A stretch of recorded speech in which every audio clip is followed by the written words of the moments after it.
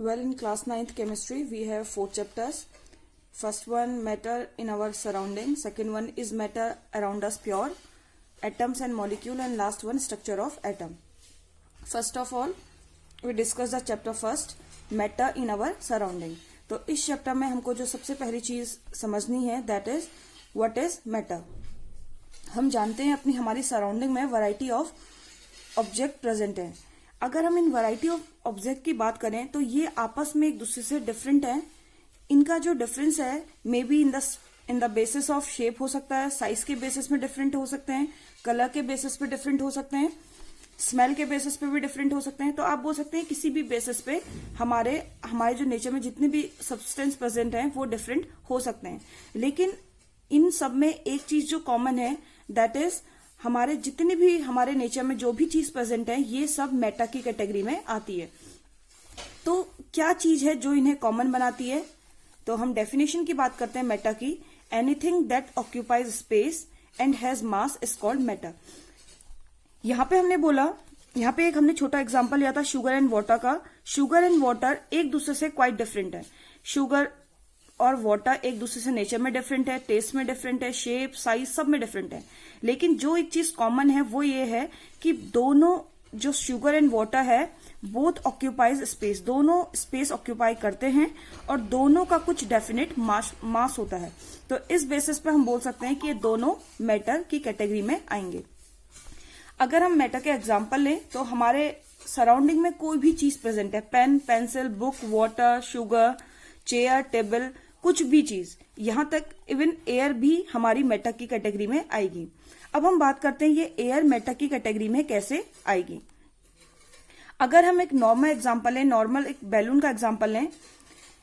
अगर हम इस बैलून में एयर फिल करें तो हम जानते हैं बैलून एक पर्टिकुलर शेप ले लेता, कोई भी शेप ले लेगा.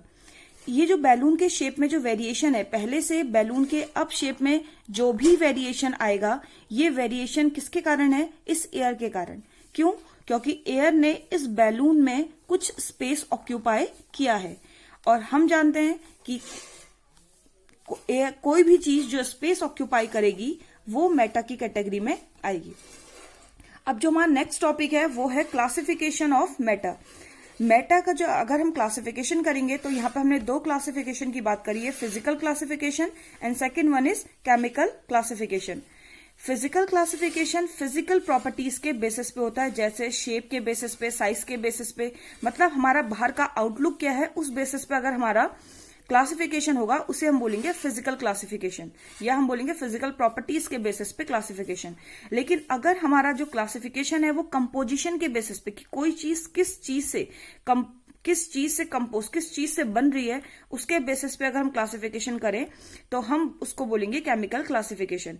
In class 9th NCERT book हमने सिर्फ फिजिकल क्लासिफिकेशन पे फोकस करना है. तो फर्स्ट चैप्टर में हम सिर्फ पढ़ेंगे फिजिकल क्लासिफिकेशन. यहाँ पे फिजिकल क्लासिफिकेशन में हमारा जो फर्स्ट टॉपिक है ये physical nature of matter. Physical nature of matter में हमने यहाँ पे इसको समझने के लिए एक छोटा सा पॉइंट लिया है. ये हमारा एक कोई भी चौक का पीस है. अगर हम इसमें कुछ फोर्स अप्लाई करें तो ये जो चौक का पीस है इसे हम चौक पाउडर में चेंज कर सकते हैं. अगर हम इसका रिवर्स बात करें, हम चौक पाउडर को अगर एग्रीगेट या कंबाइन करें तो हम इसे चौक पीस में कंबाइन कर सकते हैं. तो यहाँ पे से एक जनरल चीज हमको पता चल रही है कि चौक हमारा एक मैटर है. मैटर छोटे छोटे पार्टिकल से मिलके बनता है. अगर हम चौक के एक सिंगल पार्टिकल की बात करें, जो सबसे स्मॉलेस्ट पार्टिकल होगा वो हमें नेक्ड आई से देखना पॉसिबल नहीं है. तो हम इस बेसिस पे बोल सकते हैं कि कोई भी मैटर छोटे छोटे पार्टिकल से मिलकर बनता है और इन पार्टिकल्स को हम नेक्ड आई से नहीं देख सकते. तो यहाँ पे एक स्टेटमेंट लिखा है, matter is made up of particles. The particles which make up matter are so small that we can't see them even with high power microscope. कि ये पार्टिकल्स इतने छोटे होते हैं कि हम इन्हें हाई पावर माइक्रोस्कोप से भी नहीं देख सकते. तो हम ओवरऑल बोल सकते हैं कि मैटर क्या है? कोई भी चीज जो स्पेस ऑक्यूपाई करेगी और जिसका कुछ डेफिनेट मास होगा वो हमारी मैटर की कैटेगरी में आएगी. ये सब हमारे सराउंडिंग में जो भी चीजें प्रेजेंट हैं ये हमारे मैटर का एग्जाम्पल हैं. क्लासिफिकेशन हमने फिजिकल एंड केमिकल क्लासिफिकेशन बोला और एट लास्ट हमने बोला कि जो मैटर है, the particle of matter are very small, they are small beyond our imagination, ये हमारी इमेजिनेशन से भी छोटे हैं। आपकी अगर हम नेक्स्ट टॉपिक की बात करें, इसमें हमारा नेक्स्ट टॉपिक है characteristics of particle of matter. ये हम टॉपिक नेक्स्ट क्लास में डिस्कस करेंगे। Thank you.